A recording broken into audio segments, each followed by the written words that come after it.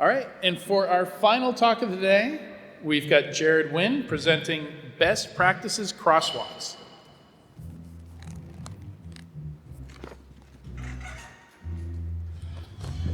Hi, everyone. Big crowd tonight. So what I'm going to talk about is best practices. We all should know them. If you don't know them, you're going to find out about them. You may already know and probably have been doing these for 20 plus years. And the crosswalk is really how I'm going to talk about meshing between frameworks. In my professional life, let me just move this here. I've worked in the military. I've worked for a city in Virginia. And now I work for a private equity firm.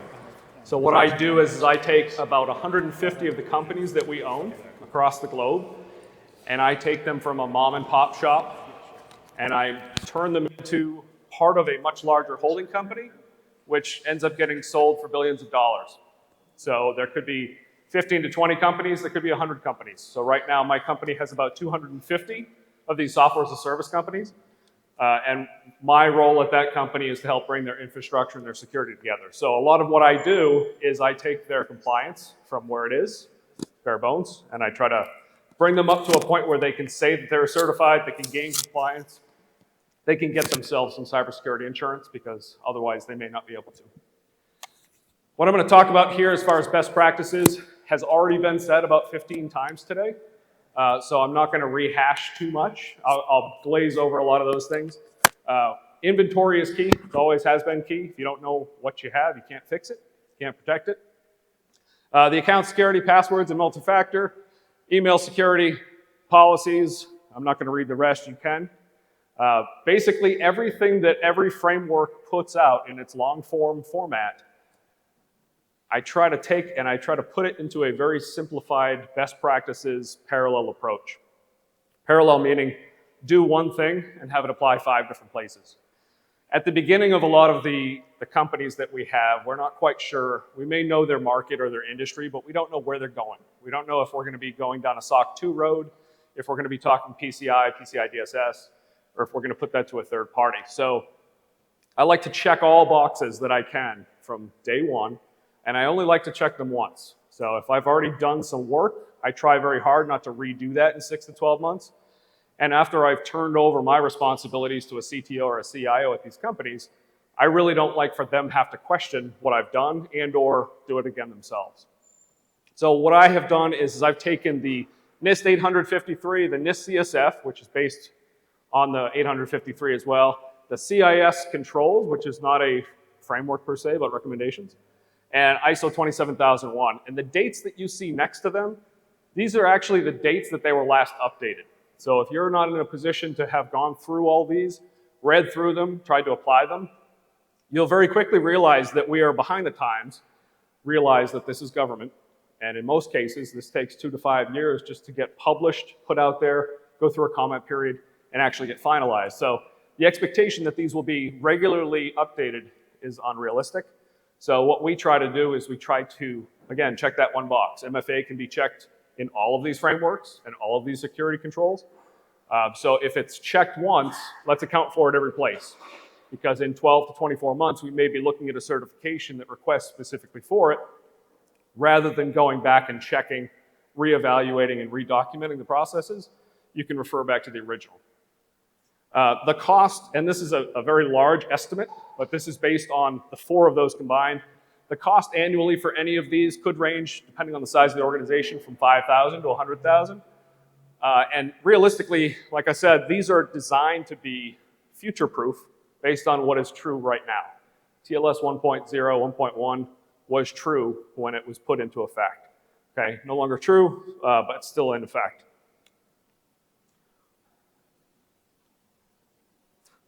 So 853, if you've ever read through it, I don't remember the page count, but it's excessive. You have to check boxes thousands of times. And many of these boxes are very much the same in nature. So if you have a project or if there is an anticipation of a replacement of an email system, and I'll talk about this in a second, an email system by itself accounts in large part for, let's say, Office 365. For an identity system, an email system, a data access system, there's multi-factor. There's a lot of things that we can check the box on with that one fell project, the one fell swoop. And so what I try to do is isolate these into much smaller groups and task drive them on individual projects to say, in the next 3 months, we're going to accomplish these 5 things. They'll crosswalk across different frameworks. But ultimately, instead of trying to sell MFA, which no one wants, I can sell an email migration, or I can sell an upgrade in security, and I sell it, and then I bundle in, just like the government does. I put a bunch of little riders in there, and those riders just happen to check a lot more boxes than what they originally anticipated. ISO 27001 is also a beast. If you do an international business, that's your option. If you're working on government, that's where 853 will likely come in most places. If you're utilizing HIPAA or if you're doing government contracting, you'll want to stick with 853. Anytime you go outside, you can crosswalk and come back, but to be realistic, you should follow the guide that they're actually going to be putting up for you. Cyber CSF, I love Cyber CSF, but can't really see these ones, sorry about that. This is the framework itself. It is very basic, very bare bones. This will not check a lot of the boxes on 853, but you're at least starting the process. NIST CSF is being revamped. So on the original slide, I think it said 2016, 2018, but now it's coming back up. So there'll be a new one hopefully coming out Q3 of this year to try to keep up with other things that have come up in the industry. CIS Top 18, again, this is not a regulation, this is not a federal, this is a recommendation by an industry. You'll notice that if you look at the terms here, everything in white is a control. These controls can be individually addressed with a specific tool, or you could do what I like to do, and I like to parallel enforce, which is running one project that targets multiple aspects, multiple controls. So I showed you earlier the regulations, the frameworks themselves and the date that they were last updated. There's a little bit of nuance here. Some people will argue on the dates that these were last updated because there have been some add-ons.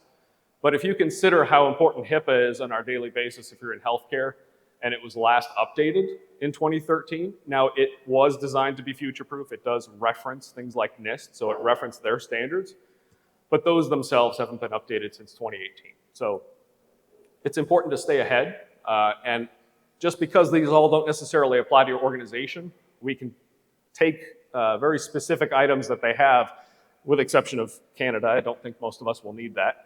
But you know, the Privacy Act, the high tech, again, if you're working international, you want to go with GDPR.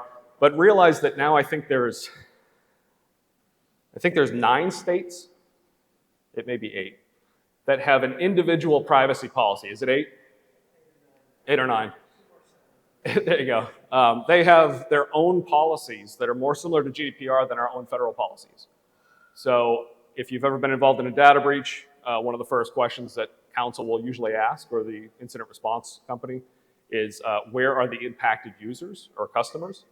Because they want to know exactly what their reporting requirement is for the specific incident that you're having. Now, aside from regulations and aside from the frameworks that we're talking about, the controls that we're using to fit in place, cybersecurity insurance has become this elephant in the room that everyone has to have, no one wants to talk about. People seem to forget that it's a use once and then throw away kind of plan because you're never going to get it again. Maybe 3-4 years ago when they were giving it out and just taking premium dollars, but as soon as they had to start paying, they realized very quickly that it was not going to be worth the effort to insure. So it's become extremely demanding as far as what's required. If you're following a framework, if you're following, or you can state that you're in line, you're not compliant until you've been audited, but if you're in line with, let's say, HIPAA or something along those lines, and an insurance carrier comes to you and suggests a premium, I would argue that you should hand back what your security program looks like to them and say, what's my premium now? If you've never documented anything and you've never done anything to secure your infrastructure, to document your infrastructure, and to show the proof, the people, practice, and proof is what auditing is all about. When you can show that to them, and you can show them that you've done more than just buy cybersecurity tools, then you're able to actually, and from what I've heard, I've never done this personally, you've been able to get them to renegotiate those annual rates or provide you coverage where they wouldn't have otherwise. Thankfully, I haven't had to run into that yet, knock on wood. Again, cybersecurity insurance, they're asking all types of questions. If you don't have the great experience of having to read through all of these and answer them for 150 companies that are all over the world, you're welcome. I do it for you, for the companies that I have at least. My experience is that everything that I do on a daily basis with these companies and all the new companies that we acquire is a result of what I've had to read, what I've had to comply people to, whether it's a framework or a regulation, whether or not there has been a specific question on a cybersecurity questionnaire, knowing that we need the insurance, and knowing that those insurance questions are based on best practices in the industries, but also on whatever the frameworks are. Let's say it's healthcare. Well, there may be a different questionnaire for healthcare. They're very generic at this point. I don't expect that they will be very generic in the next 12 to 24 months, because what we're seeing is very highly targeted attacks against specific industries. The payouts on those industries are huge because the customer counts or the record counts are so excessive in healthcare systems or healthcare providers. If they're not able to gain insurance, they're going to end up self-insuring. And unfortunately for everybody who has a human body, that's going to reflect itself back in healthcare because they're not going to pay for it. We will. So all of these things feed directly back into those frameworks, and all of these things should be done, and I heard it said several times today, MFA should be everywhere. I guarantee it's not. There's always an exception. Exceptions are business risk. It's the business's job to make the decisions about those, not ours as security professionals, right? Which is great too, because if and when something happens and there's a documented exception signed for by the business, it's not our fault. We're not going to get in trouble. We will have to fix it, but it's not necessarily our direct fault.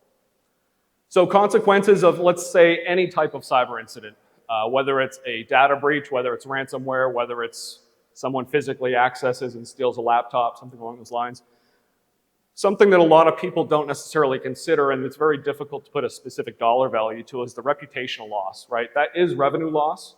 It's also whatever the profits for that year lost, because there's PR, there's SEO loss, there's remarketing. If you happen to pay a ransom, then obviously that's a sunk cost. It's unlikely from what I'm seeing that most of the insurance carriers will pay your full ransom if you choose to pay it, if at all. It depends very much on your policy. Regulatory fines, I'm trying to remember off the top of my head. I think it was $12,500 was the average HIPAA cost for an individual violation. That's an individual person violation. So is there does someone else have another number? No? Okay, we'll go with that then. So that dollar amount times the number of records in your system that were impacted, maybe your large hospital system can take that, but no little doctor's office will. So those are the same fines regardless of who is the holder of the information. And as service providers, as SaaS companies, if we're providing a business associate agreement type service with a healthcare provider and we are the cost of the breach, we are going to be subject to, well, they get the fines, we get the lawsuit. So legal issues, the actual remediation costs, we said before, completely uninsurable after any event. There was a mention earlier, I think, in one of the talks about do you contact your insurance company as soon as something happens? And the knee jerk is like, oh, don't do it. Well, I have a policy that requires a 24-hour reporting period from the moment you find out about the actual breach. The problem is the company's in the UK, and it's a US provider. So what's the time difference? 8 hours, 9 hours?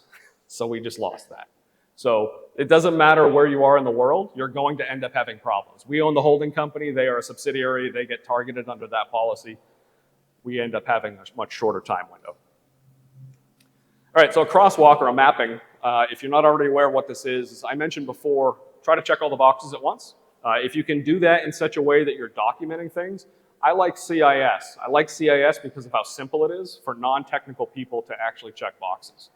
I can give a spreadsheet to someone who's a CEO, maybe a founder, who has never done anything insurance or compliance related in his entire career, and he can fill out 70% of this thing for me.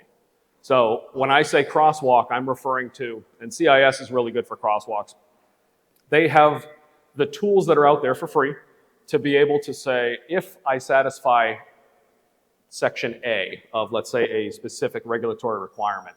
Well, that crosswalking will satisfy section B of a different framework. Don't do the work twice. Hate doing work twice.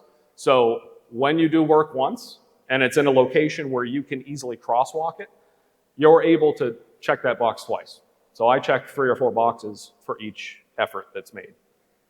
And I do that so that they have the means in the future to be able to state or provide to an auditor that they have met the standards of the requirements.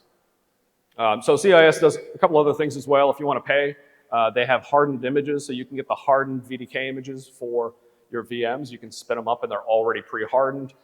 If you've ever worked in DoD or have a reference to DoD, the STIG is a very similar tool. STIG is going to be basically a baseline, how you should have done it, not how you did it. But there is a tool where you can actually compare the two and then simply report on it.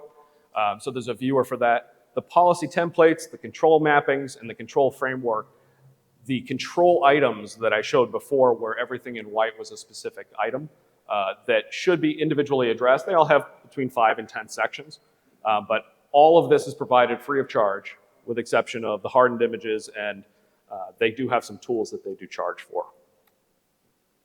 Again, Crosswalk, we just talked in the last talk, right, about how spreadsheets are never going away. Well, this is the spreadsheet that I pass along to people. This tells me exactly what the standard is in CIS.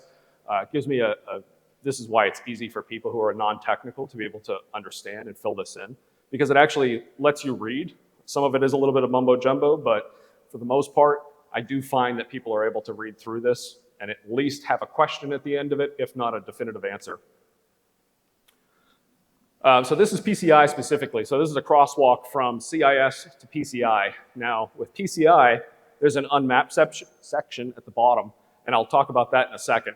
It's not that one CIS spreadsheet will cover completely the entire next framework, PCI, HIPAA, anything else. But in the case that there is something missing, you have a very easy to use map at the bottom. It's called unmapped. This is everything that is not covered from CIS over to the other. So for smaller businesses, for businesses that have no resources, no talent pool to be able to specifically address compliance every time you're handed some kind of a worksheet or something from a vendor and you have to answer it, this is a very good way to very quickly provide some type of a hand-delivered document to them to be able to show that you do have some idea of what your security looks like. All of this, no matter who you are, what vertical you're in, has to take into consideration what industry you're in. That's where the regulation, that's where the choice of frameworks will come in. The business location, geographically, where you are, where your people are. If you're in California, but none of your customers are, you're held to a different standard for your customer records than you are for your business records. So that's the customer home record. The type of assets, whether you're cloud, whether you're on-prem. Again, this is not necessarily answering all the questions for you, but this is how you start your inventory.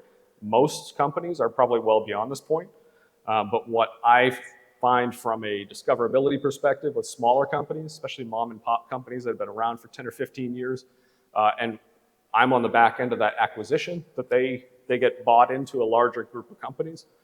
They don't have these because they've never needed them and they've never been asked. So I have to immediately step them up to that. So where I come from is I say, where are you based on GDPR, based on HIPAA, based on you're in California.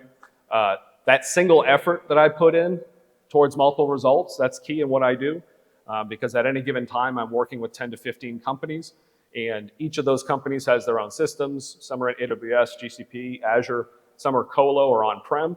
And because of that, we have different needs, different asks, and we have to speed up certain projects for them, get rid of that on-prem Exchange server yesterday, versus the people who are in AWS. Every account's had keys rotated or passwords have been changed within the last 365 days. I worry less about some people than I do others. And this is all about future-proofing. So to be clear, I'm not doing this alone. I have a big issue with taking ownership of absolutely everything in a company. I keep ownership where the data owner resides. So if someone is in charge of accounting, they are in charge of everything for accounting. I'll walk with them. I'll make sure that All the tools that they need to provide that job are there, but as far as regulation, as far as complying with CEO or board level requests for this type of information, they are the owner. They can delegate it down, but they can't delegate it back. So that risk acceptance is their decision, their responsibility to take, whether or not they're going to choose to spend 50% of what the proposed budget is. They'll get 50% of the results out of that. So the remainder of that is a 50% risk exception. I find that the board does not like a 50% risk acceptance. So typically what they'll do is they'll ask them to dial back in other areas of their department's business to accommodate that, because they realize a lot of the value here. In public companies and also in private like my own, we're right on the edge. The company that I work for, we have taken the approach that we might as well be considered public for the purpose of the board having a cyber role. The board has now had those requirements put on them, so they're taking a much more hardline approach towards the lackadaisical security that has been at a lot of the smaller companies for a very long time.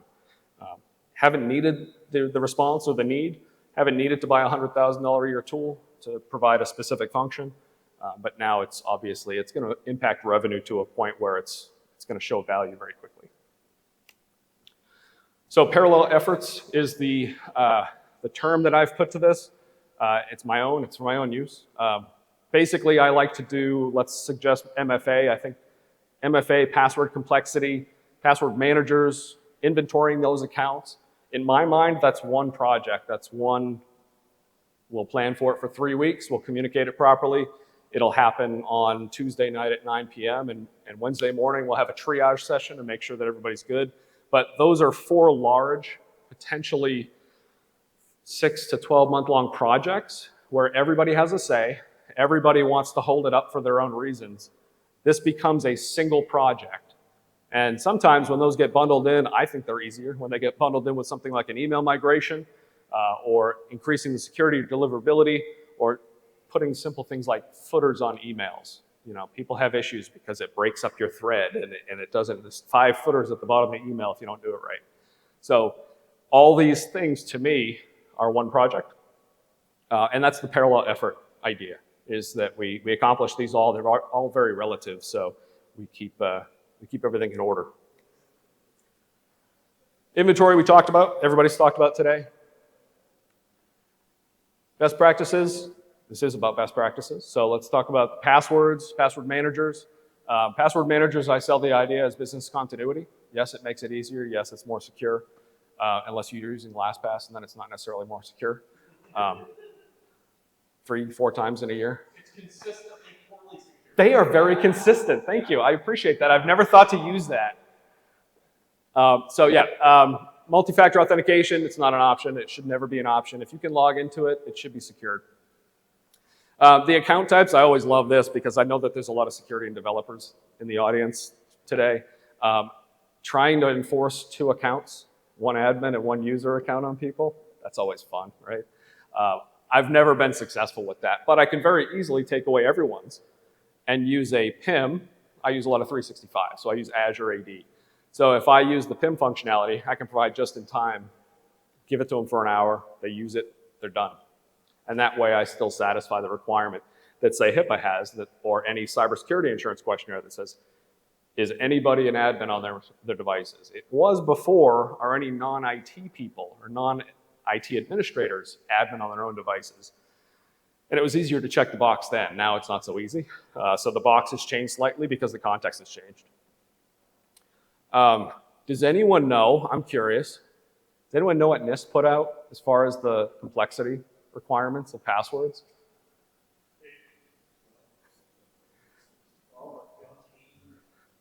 So 12, I believe, is the current.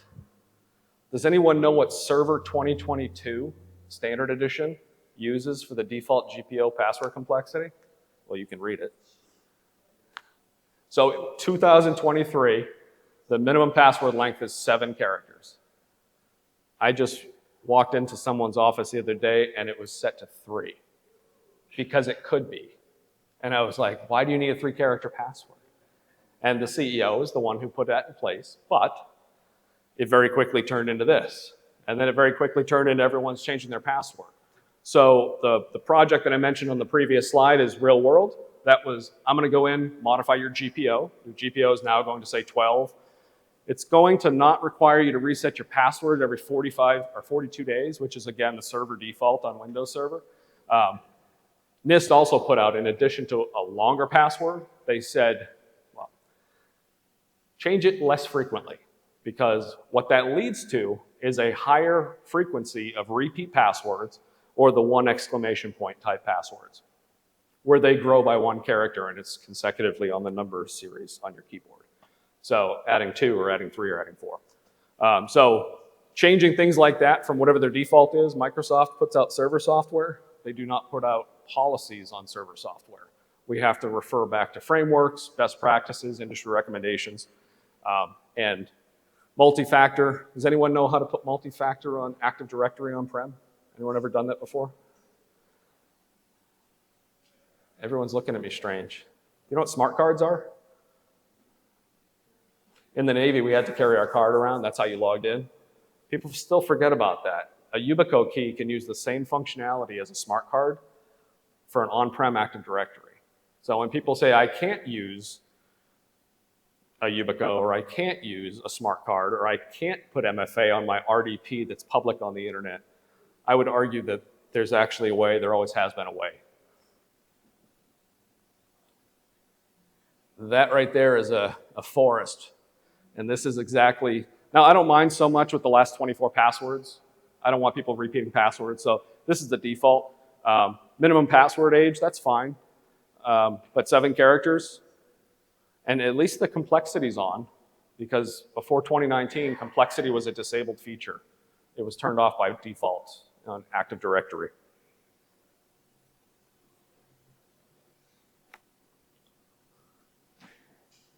Microsoft put out while I was here today.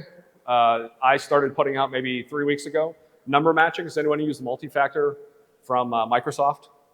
You have the push notifications. It was approved, yeah. And then they were like, you know what? CEOs at 3 in the morning after 4,500 approved messages pop up on their phone, they just hit approve. Well, that's not a good thing. So they switched over to number matching. Well, number matching just means that there's a number on your computer and now there's a space for you to type it on your phone. And if you don't have that within a period of time, I think it's 60 seconds, then it times out. That's your failed on MFA. I put that into place 30 days ago. Microsoft is enforcing it universally across all O365 accounts unless you've explicitly turned it off on May 8th. At least they gave us a week or so, right? So if you have Office 365, you might want to get ahead of it and let people know. There is some public information out there from Microsoft on it. It's very simple. There's very little impact. I flipped the switch at 9 o'clock on a Monday morning. Nobody complained. Nobody even noticed it. They just saw that, oh, it's asking for a number now, and they did it. So it shouldn't be a huge deal, but again, the industry is pushing where other people are not. Multi-factor methods are not equal, obviously. SMS text messages should not be used in production environments. Again, this is a best practice. This is something that has changed in the last 12 months. Microsoft led this charge. Twitter, if anyone wants to hear that word again, Twitter decided to start charging for it, right? Do you think it was because they needed a revenue center? Well, they may have needed another revenue center, actually. But no, it was costing them $80,000 a month to send text messages. So it just made sense. And at the same time, as soon as they did it and the world went crazy over it, everybody else started revisiting their own SMS methods. If you send out text messaging, it's not necessarily part of this, but if you send out text messaging, you pretty much have to re-register your campaigns now on a weekly or monthly basis with Twilio or whoever your text backend is, because they want to stop the spam. They want to stop that. So we're not really worried about people stealing people's phones. It's more about people taking over other people's accounts. So I'll flip through this here. You can see this.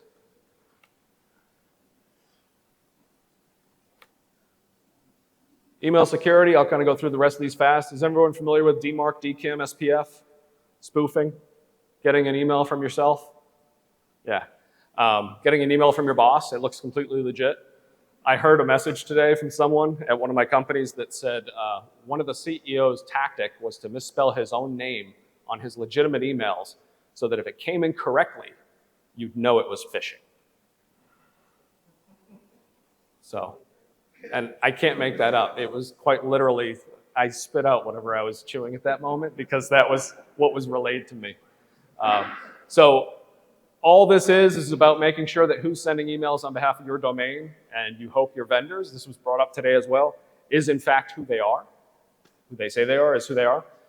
So if you want to send an email as my domain, good luck, because I put these in place. It's not rocket science, it's very well published. If you go to any other domain that you do business with and you check, they don't have DMARC enforced. If they have it, but it says none, you can send them an email from themselves. All you need is a Linux VM. It takes a few minutes. And that's how KnowBe4 actually does the spoofing check. So if you give them permission, they'll basically just spin up a Linux VM and send you an email from yourself and then try to sell you their phishing product. Yeah, which is not cheap. Cool, thanks. Deliverability, again, monitoring it, monitoring the reports. Someone had mentioned over here about the CSP a couple talks ago. The CSP, the content for the web headers, web application headers. If you have a policy in place but you're not monitoring it, how do you know if it's working? How do you know if people are taking advantage of it? How do you know if it was taken advantage of until you actually have a breach? So I'm real big on monitoring for email deliverability purposes. I feel like it helps in a lot of cases. I can tell marketing that they're wasting money, but when I save them money, because I can guarantee their deliverability and give them results, now they're on my team. Marketing with credit cards normally are the #1 cause of shadow IT for me. But what I do is I get ahead of them. I find out as soon as they're signing up for something, and I involve myself, and I give them DMARC and DKIM and SPF, and I give them the reporting tools. And I give them access to MX Toolbox or to Markly, whatever I'm using for that company, so that they can actually see what they need to do differently to get better deliverability and better results. Policies, that's a can of worms, so I'm gonna go over that a little bit, but realistically, we all know that there's policies that none of us have read, most of us have written. Sometimes you can purchase an entire pack of policies, Control F and just change out the name, or find and replace for the name of the company, the state that you're working in, and or just changing the picture on the logo at the top right? Everybody's done it. Make sure you clear the properties on the files too, otherwise it's gonna show whoever made the file, just from my experience. I've seen that enough times. So a policy is only as good as the C-suite that actually executes and actually pushes it down. And if no one's reading it, it's just more trees dead. So realistically, what I suggest we do is we try to make them bite-sized. We try to take an acceptable user policy. I have a 2-pager. The only reason it's 2 pages is because I left a lot of space at the bottom for people's comments and then also for their signature. If someone ever does put a comment in there, which they don't, but I had to fill the space and I didn't want to make it just a 1-pager because that seemed like a 1-page resume and no one's going to take that seriously, right?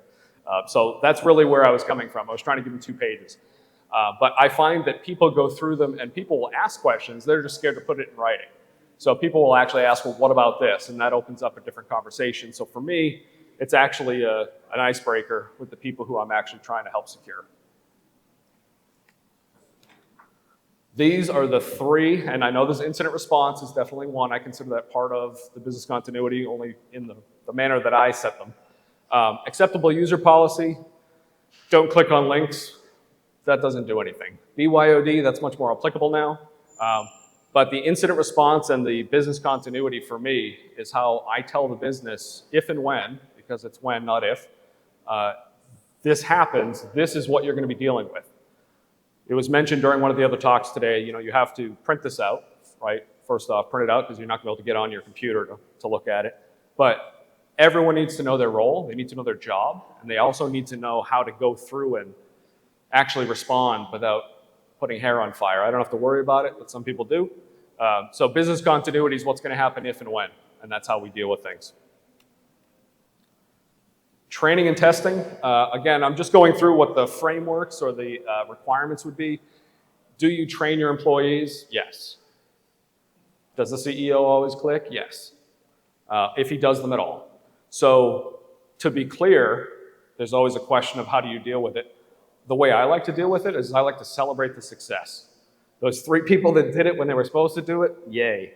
I don't punish the failures, but I will reward people who consistently don't click on the links and actually complete their training. That could be regular IT swag. It could be, you know, those big Yeti bottles that I give out all the time to my people. So celebrating it, providing them a means without treating them like children to be positively reinforced. Endpoint protection is great when it works and if it's installed and if it can't be uninstalled, right? I have a lot of different environments. Not everything is Azure AD connected, but something I realized very recently was, you know, selling me on the idea of Windows Defender. It's not the old Defender, I was told, but selling me on the idea of Windows Defender assumes that all my devices are Azure AD connected, because if they're not, then it's useless. It's not going to give me the same value that I could get out of a regular free antivirus, because realistically, there's no reporting there on the back end for me. So you pick a tool that works with your environment. You don't pick a tool because it's in the quadrant. The quadrant's very expensive to get in, actually. I don't know if you're all aware. It's not a free pro bono operation. So you may want to obviously consider whether or not you can afford it, but also if the tool will give you enough visibility and be exportable. I have some tools that have no exporting for log functions. Long-term, those aren't a long-term tool for us. They work for the moment, but as soon as I start needing to have a SIM and bring in syslog and things like that, then right off the bat, I don't have a tool that functions in that way. So, remote access, stop the madness. No RDP anymore, even RD Web. I love when people put it on port 3390 or 88. That's a fun one. They don't realize that scanning it is very easy, and it shows up just the same. VPN, I love when VPNs are deployed and they're split tunnels and it's sensitive information, so they're surfing the internet in one browser and they're on the company network in the other. So MFA everywhere, IP restrictions, conditional access. If you're lucky enough to have ZTA or any other type of tool, DNS filtering, or any of the Meraki. Meraki's a great tool, but if you're lucky enough to be able to afford those at the scale of your company, then great, good on you. You're going to have good reporting. You're going to have good controls. If not, you end up getting what you get.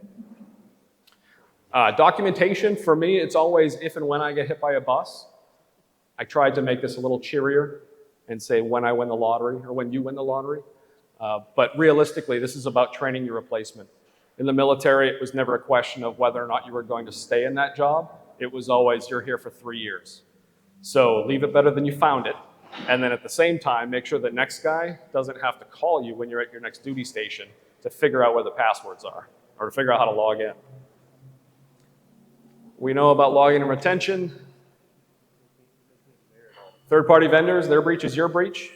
I know I'm running short on time, so I'll chop it down. Backup and recovery, we talked about it earlier today. Does anyone think that Microsoft backs up their 365 for them? Good. They guarantee service availability of their product, not of your data.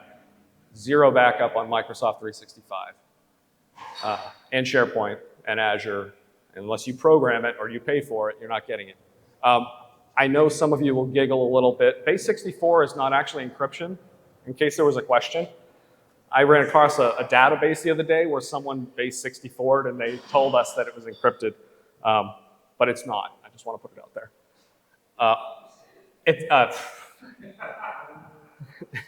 So I talked about a lot. I bruised through a bunch of it. Realistically, if there's a checkpoint somewhere in a framework, somewhere on a questionnaire, it's related back to somewhere you're going to be audited for, somewhere you're actually going to be held accountable for.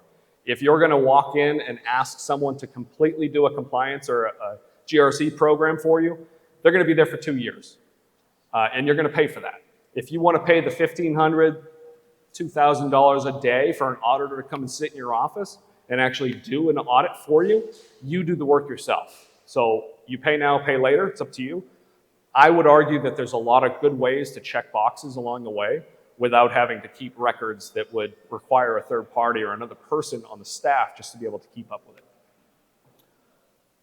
People, process, technology, that's really the only thing here. I like to say that end users are not the weakest link, but they're the most targeted.